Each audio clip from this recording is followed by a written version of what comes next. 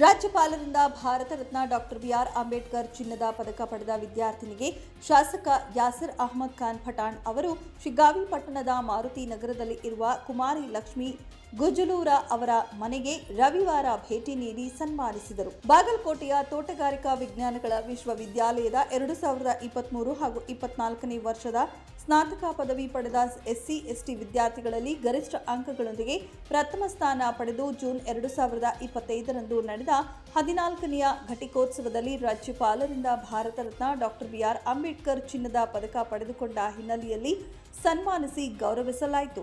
ಈ ವೇಳೆ ಮಾತನಾಡಿದ ಅವರು, ವಿದ್ಯಾರ್ಥಿನಿಯ ಮುಂದಿನ ಶಿಕ್ಷಣ ಕ್ಷೇತ್ರದಲ್ಲಿ ಉಜ್ವಲ ಭವಿಷ್ಯಕ್ಕೆ ನಾವೆಲ್ಲರೂ ಅವರ ಜೊತೆಯಾಗಿದ್ದೇವೆ. ಉನ್ನತ ಸ್ಥಾನದಲ್ಲಿ ಬೆಳೆಯಬೇಕೆಂದು ನಮ್ಮೆಲ್ಲರ ಆಶಯವೆಂದು ಶುಭ ಹಾರೈಸಿದರು. ಈ ಸಂದರ್ಭದಲ್ಲಿ ಶೇಖಪ್ಪ ಮನಕಟ್ಟಿ, ಗುಡ್ಡಪ್ಪ ಜರದಿ, ಮಾಲ್ತೇಶ ಸಾಲಿ, ಗೌಸ್ ಖಾನ್ ಮುನಸಿ, ಮಾಲ್ತೇಶ ಯಲವಗಿ, ಚಂದ್ರ ಕೋಡ್ಲಿವಾಡ, ಮುಕ್ತಾತ್ಯಾರ, ತಿಮ್ಮಾಪುರ, ಜಗ್ಲಿ ಜಿಲಾನಿ ಕುಟುಂಬದ ಸದಸ್ಯರು ಉಪಸ್ಥಿತರಿದ್ದರು. Suresh Yaligara, 9 live news, Shiggavi.